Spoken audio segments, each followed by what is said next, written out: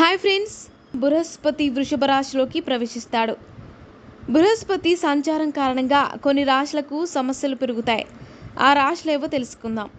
శుభ ఫలితాలను ఇచ్చే బృహస్పతిని దేవతలకు గురువు అంటారు. బృహస్పతి గ్రహం సంచారం ప్రజలకు సానుకూల ఫలితాలను ఇస్తుంది. 12 ఏళ్ల తర్వాత 2024లో బృహస్పతి వృషభ రాశిలోకి ప్రవేశిస్తాడు. దేవతలకు గురువు అయిన బృహస్పతి 1 మే 2024న మేషం నుంచి వృషభ రాశిలోకి ప్రవేశించాడు. 2025 మే 14 వరకు బృహస్పతి ఈ రాశిలో ఉంటాడు.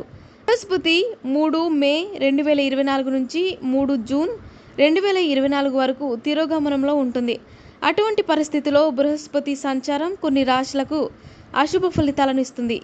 ఈ రాశుల గురించి ఇప్పుడు తెలుసుకుందాం. తులారాశి. తులారాశి వారికి గురుగ్రహం సంచారం మంచిది కాదు. మీ తోబుట్టువులతో మీ సంబంధం క్షీణించవచ్చు.